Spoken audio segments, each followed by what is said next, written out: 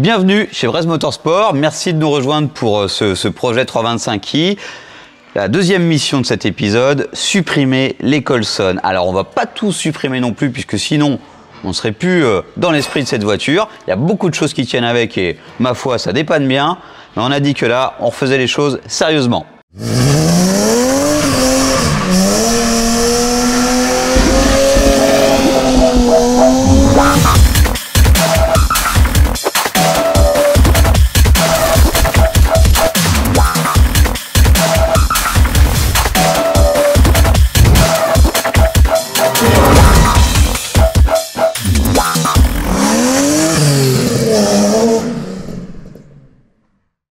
Colson ou Riesland, appelez-le comme vous voulez, c'est inévitable. Même sur une voiture neuve, on va en trouver. Alors, ça va tenir le faisceau. On est en train de remettre de l'ordre dans les fils électriques. Et là c'est vraiment important. Cette petite pièce en plastique est vraiment super pratique. Alors, il faut savoir que même le tableau de bord tient avec des Riesland. Et ça va pas changer puisque après tout, on le coupe, on en remet un autre. Ça permet d'être démonté ultra rapidement, même si on n'enlève pas le tableau de bord tous les jours. Concernant l'habitacle, avant de revenir sur le moteur, puisque c'est lié par ce faisceau électrique, on a tout démonté l'admission pour refaire fonctionner un jeu de manomètres qui était fourni entre guillemets avec la voiture qui était la donneuse, le moteur 234 Arge avec ses petits accessoires d'époque. Ça avait été remis sur le tableau de bord de la E36 mais c'était pas fonctionnel. Ces trois petits manomètres, alors on a la température d'eau et d'huile et la pression d'huile. Alors l'allume-cigare, c'était pas notre idée non plus, ça resitue un petit peu. Quand je dis on, cette voiture a fait partie de l'histoire de Brest Motorsport, donc on assume un petit peu ce qui a été fait par le client avant et nous sur la fin qui avons terminé le projet juste pour qu'il roule. Et après, l'utilisation sur circuit et les petites solutions de dépannage. Alors, c'est une voiture qui a été remontée en 2015. 6 années de loyaux services sur la piste. Beaucoup de dérapages comme on l'a eu dans la première partie de la vidéo. Et là, c'est reparti. On recommence pour 6 ans, on l'espère. Et avec un coup de jeune. Je suis nostalgique, mais quand je prends cette barre, on est en train de parler plutôt de mécanique et d'autres choses. D'ailleurs, cette culasse de M5E34 n'est pas celle de notre moteur, on n'en est pas là. Et là, c'est une barre en alu, neuve, une barre Vichers, je m'en suis rendu compte par le poids, qui avait été peinte en orange puisque le propriétaire ne voulait absolument aucune pièce de chromé. Pour revenir sur la partie fini les Colson, on en a coupé une bonne partie. On a également remplacé de la durite d'essence. On se retrouve ici avec une petite partie toute neuve, toute fraîche, des colliers tout neufs et on a rendu cette pipe d'admission étanche. L'étanchéité, c'est une chose, mais on a aussi les joints qui sont plaqués sur la culasse, qui vont être remplacés et on check tout pour récupérer le maximum de performance de cette voiture et d'ailleurs peut-être plus. Retrouver des performances puisque nous avions passé la voiture sur le banc à 237 chevaux et avec tous les petits détails qu'on trouve, les diverses fuites qu'on peut avoir, mais même si elles étaient très légères au niveau de l'admission, mais ça peut être aussi également ailleurs, on se rend compte que côté bougie, bobine, on pourrait aussi mettre tout neuf et on récupérerait certainement quelques chevaux. Alors il y a le côté performance, mais il y a aussi le côté fiabilité, puisqu'il y a plein de choses. Il faut savoir qu'une voiture comme ça est quand même beaucoup secouée et elle n'a fait que ça. Et en fait, on se retrouve avec pas mal d'éléments qui sont à remplacer. Alors on va remplacer, on va fiabiliser, mais on va aussi améliorer certaines choses, notamment le système de refroidissement. Alors ça va passer par l'ajout de ce vase d'expansion externe. Donc c'est ce qui va permettre de récupérer, de stocker le liquide de refroidissement qui n'est pas dans le radiateur et dans le moteur. Et ça va vraiment être une belle évolution. Maintenant, on va parler du côté léger de la voiture, puisqu'ici nous avons une porte. Alors c'est un peu comme le coffre ou le capot. C'est vraiment léger. On est vraiment à que quelques kilos seulement, avec la vitre en Lexan et le rétro qui est dans le même esprit, à savoir que il était temps de remplacer puisque même ce petit système d'ouverture un petit peu coursifié avait été à lâcher. Alors de la boue, on en retrouve encore tout autour. On a aussi pas mal de défauts de carrosserie, mais bref, ça va rester comme ça. On va juste rendre les choses un petit peu plus fraîches, mais tout ça, ça va être refait. Le côté light, c'est une chose, mais il y a aussi le côté élargissement, modification de la voiture. Donc on va sauter ces extensions d'ailes qui nous permettent d'avoir la place à passer les roues, mais derrière, vous allez voir.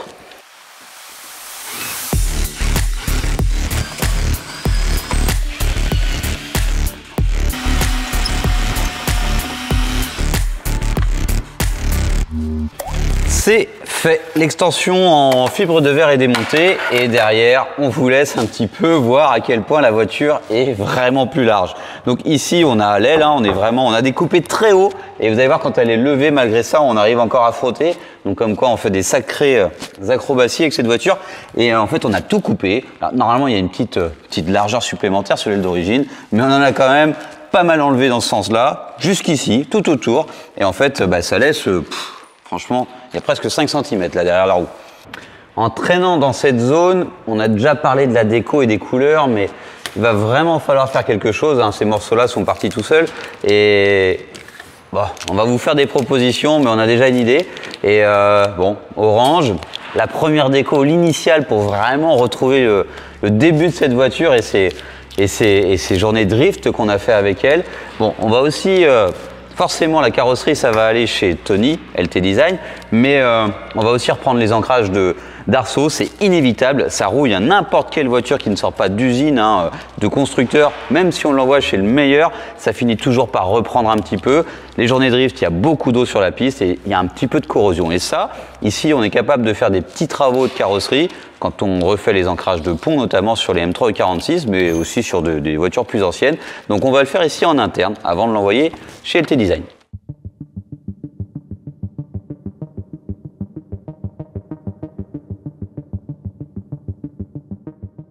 Malheureusement, nous ne pouvons pas tout filmer et le chantier entre-temps a bien avancé. On reprend sur l'Arceau, on vous montre les ancrages dont on vous parlait et là, ça va être l'instant fatidique. On va descendre le moteur, le sortir pour pouvoir refaire, j'ai abordé les coussinets, mais peut-être également la distribution et on va voir si sur le moteur, c'est marqué 2,8 litres, 2,7 litres, les moteurs d'époque de chez BMW ou si c'est vraiment Arge qui a transformé ce moteur. Alors, on découvre en même temps, on aurait pu se renseigner, mais il y a un petit côté découverte, c'est plus subtil et ça met un peu de suspense. Ici, un ancrage d'Arceau avant, un ancrage, une soudure hein, avec une plaque bien costaud. La voiture, tout avait été fait à plat, les 4 roues par terre, donc ça n'avait pas été traité en dessous, ce qui fait qu'on a une légère corrosion. On va reprendre ça aussi à l'arrière du véhicule. On retrouve ici l'ancrage intermédiaire et sur les ailes en haut, c'est plutôt propre puisqu'on avait accès. Ça, c'est l'extérieur de la voiture. On va la redescendre et on va regarder ce que ça donne à l'intérieur. C'est quand même beaucoup plus propre puisque l'Arceau avait été peint à l'époque chez LT Design. Concernant les ancrages intérieurs, on voit que derrière ce pied d'Arceau, on n'a pas pu peindre correctement et c'est là où ça reprend un petit peu, où la rouille recommence et on va faire le tour de la voiture. Elle est plutôt saine, mais c'est une voiture qui a plus de 25 ans. Plutôt saine, ça veut quand même dire avec un petit peu de rouille. Avant de continuer, je tiens à m'excuser pour ces conditions météo. Alors il y a beaucoup de vent et en fait c'est les portails qui font ce bruit. Un petit détail intérieur, puisqu'on y est, un marchepied. C'est tout bête, mais on n'en avait pas. C'est promis, en 2022, nous serons à l'aise pour conduire au niveau des pieds également. Alors maintenant qu'on est avec une aile démontée, puisqu'on a bien démonté la voiture, et bien la boue, il y en a partout, puisqu'il n'y a pas de pare-boue, c'est trop lourd. Et vous allez voir, alors il n'y a pas que le côté trop lourd, hein, il y a aussi le fait que ça s'abîme vite et qu'on peut les perdre. Là, il n'y en avait pas. On peut retrouver beaucoup de gomme, mais vraiment beaucoup de gomme, puisqu'on va profiter pour nettoyer la voiture. Et je pense qu'on va encore gagner quelques kilos. Et vous voyez, je suis à 3 poignées. Et je pense qu'on peut encore continuer comme ça un petit moment. Ce qui va vous intéresser, je pense, c'est un petit peu la restauration de cette caisse. Et quand on a toute cette rouille qui se met dans le fond, enfin toute cette rouille, toute cette gomme et toute cette terre, on obstrue tous les trous qui permettent à l'évacuation de la flotte. Et c'est ce qui fait que souvent les voitures rouillent, puisque ici, on fait les imbéciles avec cette voiture sur piste, et du coup, c'est de la gomme et de la terre, je vous le disais, et de la poussière, des graviers. Mais sur une voiture qui peut être stockée, les feuilles passe sous le capot, bouche les trous et on a beaucoup de 36, hein, je vous dis c'est 25 ans environ pour ces voitures et ben en fait elles sont toutes pourries mais vraiment parfois irrécupérables. Donc celle-ci vous allez en découvrir de la rouille, on n'est vraiment pas dans un cas extrême. Nous avons enlevé les ailes, les bas de caisse et forcément poussière partout et un gros coup de fouet, on l'a dit, on passe de l'autre côté pour faire le point sur l'état de la caisse. Je vous l'ai dit, elle est sauvable, elle est vraiment pas à s'y attaquer, mais elle est rouillée quand même. De ce côté, c'est un petit peu plus méchant. Et on va retrouver exactement la même chose. Il y en a vraiment des beaux pavés. On va tout nettoyer. Donc là, on nettoie grossièrement. Ensuite, on va tout passer au Karcher. On va traiter la rouille. Et on va repartir avec une peinture neuve. On découvre un petit peu au fur et à mesure. Je m'avance un petit peu, mais là, c'est quand même perforant. Donc, ça va se rattraper. Mais bon, il était temps. La roue n'est pas encore enlevée, mais c'est ce côté-là qui nous inquiète. On sait que déjà, en 2015, quand on avait remonté la voiture, ici, il y avait quelque chose qui ne nous plaisait pas. 6 ans après, ça sera pas mieux, c'est certain. Concernant la déco maintenant, on change, on l'a dit, on va tout décoller. Alors là, c'est le côté où on n'a pas de poignée de porte. Il faudrait qu'on pense à en mettre une. Ça part bien et on va refaire tout en noir, puisque là c'est une base gel coat assez brute de démoulage, puisque c'est une porte en fibre de verre. Et après ce sera la partie déco, mais ce sera la touche finale. Là par contre, entre les bas de caisse, les ailes avant et les deux ailes, plus le capot avant-arrière et la caisse, il y a un petit peu de temps à passer.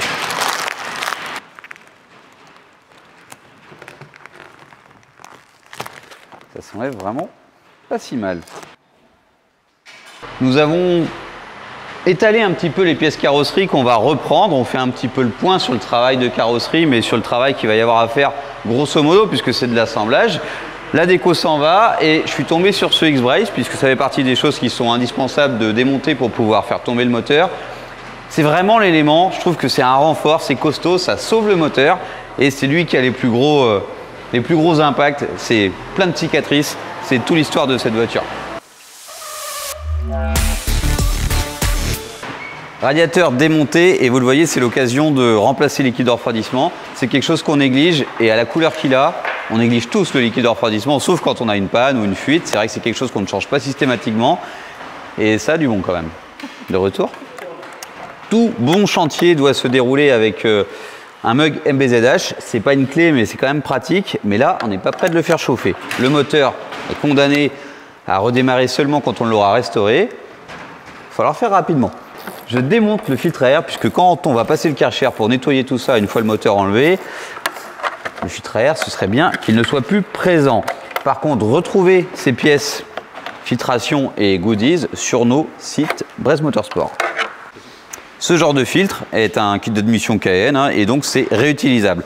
On va le nettoyer, le huiler, le graisser et c'est reparti pour un tour. À côté de ce joli mug justement, on avait, au début de la vidéo, vous avez vu, on avait ce bocal de liquide de refroidissement du côté conducteur, du côté passager. Ensuite, on a fait un petit prototype pour installer ce nouveau modèle qui fait un petit peu plus racing et qui est quand même un petit peu plus frais. Donc, on a fait des tests pour la mise en place de tout ça pour un remontage propre. Mais là, on démonte tout, bien sûr, puisque le moteur va pas tarder à sortir. Et Luc, qui est à mes côtés, vient de sortir le calculateur moteur. Il se demande bien ce qu'il a de particulier. Bonne question. Ce calculateur dont on se pose tant de questions, il y a des traces. Ici, on a une étiquette avec noté une adresse d'un ancien propriétaire en Allemagne, celui qui avait la M5E34, la donneuse, qui a servi pour le moteur, le calculateur et quelques pièces annexes qui viennent de chez Arge. Et on a aussi pas mal de traces de tournevis et de clés, ce qui veut bien dire qu'il a été démonté. À l'époque, on ne pouvait pas reprogrammer une voiture via la prise OBD ou via les petits fils qui sont ici. Il fallait changer les proms qui est à l'intérieur. Alors on s'est dit, est-ce qu'on sera assez curieux pour aller l'ouvrir?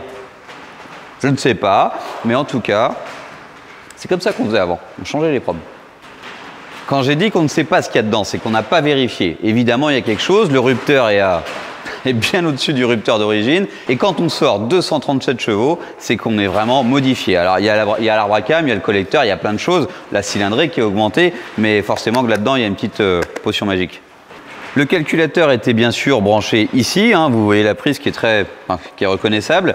Le but, c'est de faire un petit coup de propre sur ce faisceau et ensuite, ça ce sera au remontage. Là, on débranche tout ce qui est électrique sur le moteur et on le tombe.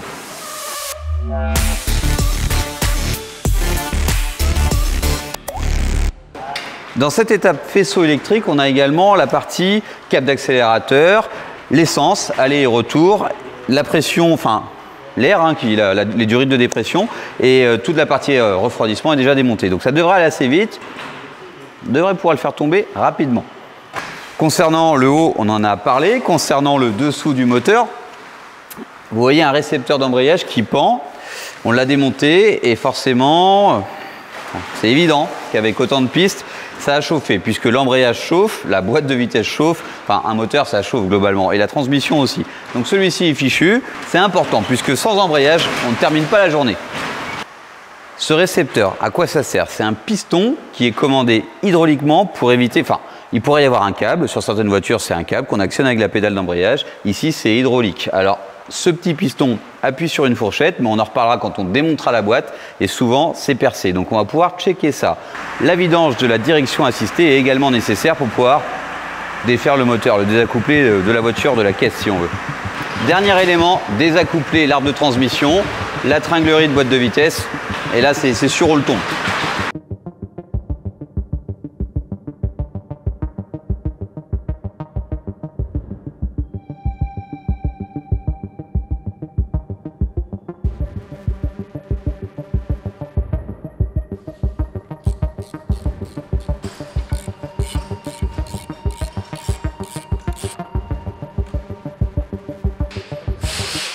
Nouvelle journée de restauration et de remise en forme de notre 325i MBZH. Le moteur est ici. On va commencer à aborder la partie, enfin les spécificités de celui-ci. On va d'abord revenir sur la transmission. Le mécanisme est plutôt, enfin en fait c'est assez peu usé, mais ça a chauffé. On voit les traces tout autour. Le disque juste au milieu en très bon état. Alors on va mettre dans le bon sens. Et le volant moteur. Le volant moteur c'est un petit peu plus lourd. D'ailleurs on pourrait monter un modèle allégé. Et on voit bien les traces là de cirage. Ces traces sont visuelles mais on sent aussi une légère déformation. Pour terminer sur les pièces d'usure standard, on a également la butée d'embrayage qu'on va sortir ici et qui est elle en très mauvais état. Et pourtant elle était neuve au remontage en 2015. Je parlais d'usure normale puisque cette butée on la remplace tout le temps. Par contre, quelque chose qui est plus spécifique au BMW, c'est l'usure de cette pièce. On le voit bien, à droite et à gauche, de chaque côté, puisqu'elle fait levier dans le fond de la boîte pour appuyer sur le mécanisme d'embrayage qui est juste derrière. Et ben on a le récepteur qui vient appuyer tout le temps et ça finit par perforer. Donc on va soit recharger cette pièce pour avoir un peu plus de matière, soit la remplacer. Alors la recharger, on parle de soudure, on vient amener de la matière et ce qui va la renforcer. Si on a de l'usure côté récepteur, on a également de l'usure sur la butée qui est en face. Alors je dis butée, hein, c'est vraiment une petite pièce qui sert à garder cette fourchette droite et on a un ressort qui la maintient, qui est cassé en deux. Et le petit téton, on va appeler ça comme ça, il est complètement effrité, les morceaux sont au fond, donc c'est du plastique, hein, c'est normal, mais ça vaut rien, c'est simple à changer, mais là aussi, quand c'est cassé, c'est fichu. Ce ressort qui maintient la fourchette est normalement équipé de deux petites pattes comme ça pour tenir de chaque côté la fourchette et en fait, il est sectionné juste ici et on n'en a plus que la moitié. Quand je parlais de la petite pièce qui est au fond, je vous montre. Le petit morceau qui est ici, au fond, normalement se trouve sur le bout du petit téton, juste là, et en fait ça casse, hein, ça s'effrite, et on va l'extraire, on va le remplacer. Moteur maintenant, on va déculasser, enfin on va pas déculasser, on va enlever le couvre-culasse, et on pense à quelque chose, c'est il faut que je retrouve la plaque sur laquelle il est noté Arge, c'est la plaque qui correspondait au moteur. Alors le collecteur lui n'est pas celui du moteur, c'est un collecteur de M3 E36, qui se monte en lieu et place et qui bien sûr est en deux éléments, 6 cylindres, donc 3 devant et 3 derrière. Alors on le démonte parce qu'en fait on a une vis qui est cassée juste ici et il y a tout un tas de choses qui sont à refaire, donc on en profite pour mettre vraiment un coup de frais. La tresse de masse qui ici est très oxydée et on parlait du couvre-culasse tout à l'heure, on roulait sans en fait, sans ce cache hein, le cache bobine celui-ci et en fait ça a laissé rentrer pas mal d'humidité, ce qui fait que les bobines sont en plutôt mauvais état. On voit ici que c'est tout craquelé à cause de la chaleur, mais on a beaucoup d'oxydation au niveau de la bobine à cause de l'humidité. Concernant la partie avant du moteur, donc ici on a tout ce qui est refroidissement, la pompe à eau qui était bien usée, elle n'a pas de jeu mais elle n'est pas neuve, loin de là, elle n'avait pas été remplacée à l'époque. Les galets, on les entend bien, ils sont en très mauvais état. Et la courroie d'accessoires qui est ici. La partie bloc thermostat, il avait été supprimé puisque pour éviter que le moteur ne chauffe trop. Donc on n'en avait pas. Donc ici, on va juste refaire l'étanchéité. Par contre, concernant la poulie d'ampeur, il y a des choses à voir. Cette poulie dampeur, je vous la remets en place juste pour situer un petit peu, parce qu'en fait, il y a un truc qu'on va pouvoir supprimer, on va gagner un petit peu de poids, et vu que c'est quelque chose de mobile, c'est intéressant, c'est cette poulie supplémentaire qui servait à entraîner le compresseur de clim. Donc celle-ci, on ne la remontera pas, celle-ci sera remise en place, et grosso modo, pour cette partie, on est pas mal, mis à part cette courroie d'accessoires qui est vraiment en mauvais état. On ne le voyait pas, mais en fait, par endroits, elle est cassée. Interlude dans ce projet E36, vous l'avez sans doute remarqué, on a des durites de frein sur la table, ça n'appartient pas à cette BMW mais à cette 992 GT3 sur laquelle on modifie. Donc j'en profite puisque ce sera dans une de prochaines vidéos, mais le montage c'est aujourd'hui. Mais on va regarder quand même vite fait à quoi ça ressemble sur cette voiture très moderne. Nous avons changé les durites de frein par des durites de frein aviation sur notre 992, la E36 en a. Et en fait la différence ici c'est qu'on a créé une autre gamme, vous l'avez vu, elles sont jaunes. C'est la même chose, mais on les fait sur mesure. Vous pouvez les retrouver sur notre boutique en ligne. Technique toute bête, puisqu'on ne peut pas extraire un goujon sans avoir un petit peu de prise dessus, sauf s'il n'est vraiment pas serré. Donc on a soudé un écrou sur ce goujon cassé et on l'a desserré. Plus qu'à le remplacer maintenant, mais ça fera partie du remontage. Levons le couvre-culasse, allons voir ce qu'il y a dessous. De l'humidité, un petit peu, puisqu'elle ne roule pas tous les jours, mais par contre ça brille. On sent que ce n'est pas une voiture qui s'encrasse. L'idée, c'est juste de jeter un œil pour voir si tout est en bon état, puisque dans cette partie, à part changer les joints du couvre-culasse, encore une fois, il n'y a rien à faire de particulier. Tout est en bon état, la chaîne ici de la distribution est apparente et a priori en très bon état également. Vous voyez le Vanos, ici on pourra faire une petite réflexion. Ce qui va surtout nous intéresser, c'est de descendre cette chaîne de distribution pour voir si on n'a pas un guide qui pourrait être cassé, et là ce serait le drame. Ça y est, nous avons enfin les plaques qui étaient restées dans l'ancien atelier. C'était un peu de la décoration puisque c'est quelque chose de mystique un petit peu, de savoir ce que ce moteur a de spécifique et pourquoi il sort presque 240 chevaux. On l'a ici, Arge 2,8 litres. Tour de magie, le moteur se retrouve la tête en bas, on a checké, maintenant on va checker en haut et là on va pas faire que checker, on va remplacer les coussinettes BL. Vous le savez, c'est la maladie des moteurs BMW, même si là c'est plutôt dans l'esprit d'un remplacement pour du préventif puisque bon, on verra. L'état des coussinets nous dira s'il faut vraiment le faire. Pas mal de joints comme celui-ci au niveau du bloc filtre à huile sont complètement solide, vraiment, ça a durci en fait, et on comprend que ça peut provoquer des problèmes d'étanchéité. Un petit détail, ce capteur qui est là pour avoir le point Moreau, le PMH, il est craquelé aussi. On le sent, ça a durci, tout comme le joint, et on peut voir que là c'est abîmé, donc ça va finir par ne plus avoir le bon signal.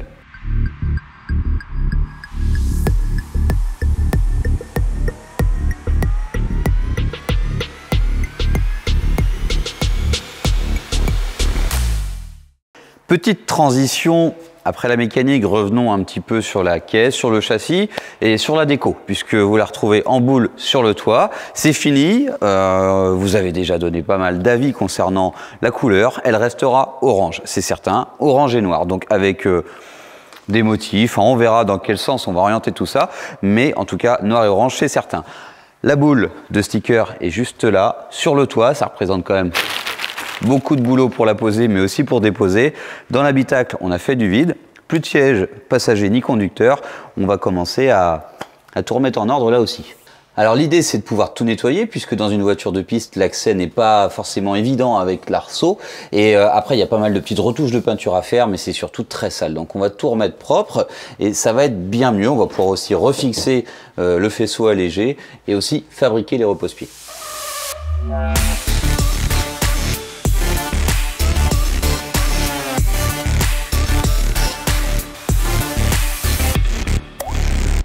Gros détail qu'on a complètement oublié de dire depuis le tout début, c'est la plage arrière qui a été supprimée et découpée pour gagner encore du poids. Et on avait de la rigidité tout de même grâce à l'arceau et la barre anti-rapprochement qui se situait entre les deux amortisseurs arrière.